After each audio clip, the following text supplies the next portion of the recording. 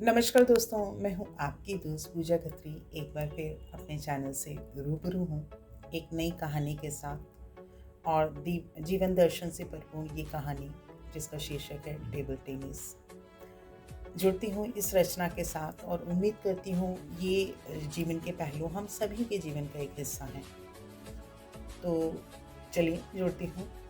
एक प्रोफेसर कक्षा में आए और उन्होंने छात्रों से कहा कि वे आज जीवन के एक महत्वपूर्ण पाठ पढ़ाने वाले हैं।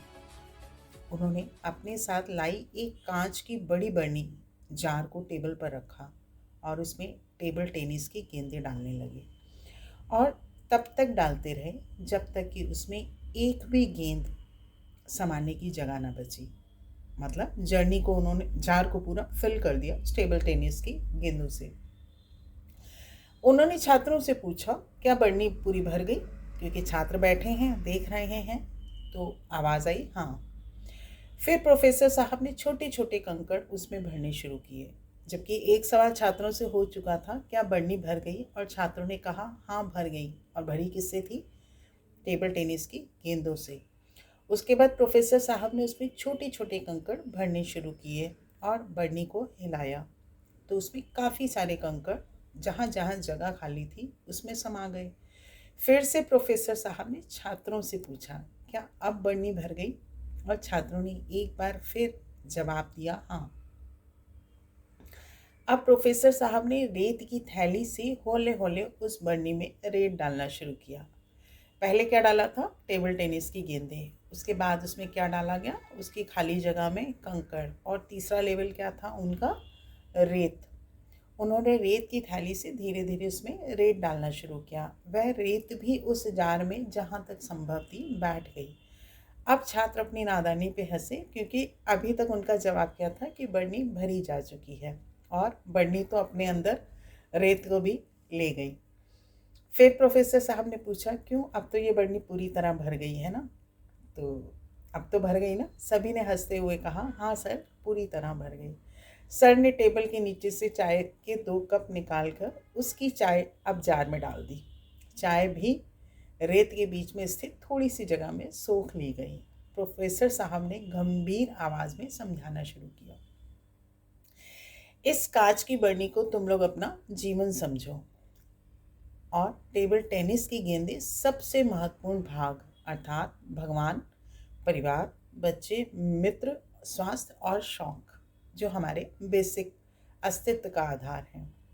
छोटे कंकड़ मतलब तुम्हारी नौकरी, कार, बड़ा मकान आदि ये सब चीज़ें। और रेत का मतलब छोटे छोटे बेकार की बातें, मनमुटाव, झगड़े जो सेकेंडरी हैं।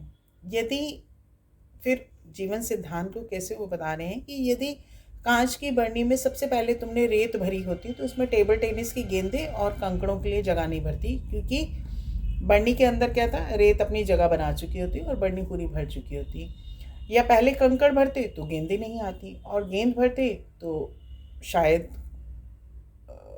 मतलब रेत अपना इतना स्पेस ले लेता कि उसमें कंकड़ नहीं आ पाते। ठीक इसी तरह से यही बात हमारे जीवन पर लागू होती है। कहते हैं कि यदि छोटी छोटी चीज़ों के पीछे भागोगे और अपनी ऊर्जा उसमें नष्ट करोगे तो तुम्हारे पास फर्स्ट प्रायोरिटी मुख्य बातों के लिए अधिक समय और ऊर्जा नहीं होगी।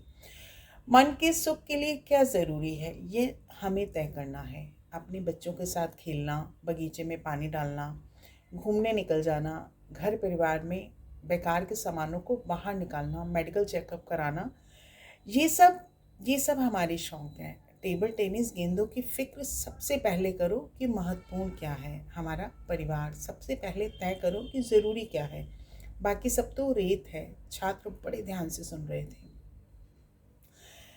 उन्होंने कहा कि लेकिन आपने यह नहीं बताया कि सर चाय के 2 कप क्या हैं?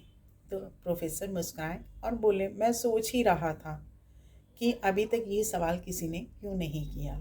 इसका उत्तर यह है कि जीवन हमें कितना भी परिपूर्ण और संतुष्ट लगे, पर अपने खास मित्र जीवन में 2 खास मित्रों की जगह हमेशा बनी होनी चाहिए, ताकि 2 कप प्याली की तरह वो कहीं भी शामिल हो सके, जैसे उस रेत में।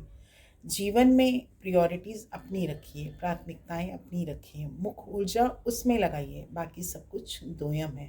पर उस दोयम के साथ ज़रूरी क्या है जीवन में, 2 कप साथ में बैठ के पीने वाले 2 मित्र। कैसी लगी आपको ये स्टोरी? उम्मीद करूँगी कि आपको ये पसंद आई होगी। कमेंट के माध्यम से अपनी प्रतिक्रिया ज़रूर दें, क्योंकि कमेंट एक ऐसा माध्यम है जिससे हम और आप कहीं न कहीं कनेक्ट हो पाते हैं। और अगर आप इस तरह की रचनाओं से, इस तरह की कहानियों से आगे जुड़े रहना चाहते हो, तो मेरे चैनल को सब्सक्राइब कर सकते हैं, जिसका नाम है जीवन के आयाम। मिलूँगी फिर बहुत जल्दी आपसे एक नई कहानी या नई रचना के साथ। तब तक आप सभी अपना ख़्याल रखें, अपने परिवार का ख़्याल रखें। मिलती हूँ फिर बहुत जल्दी। नमस्कार।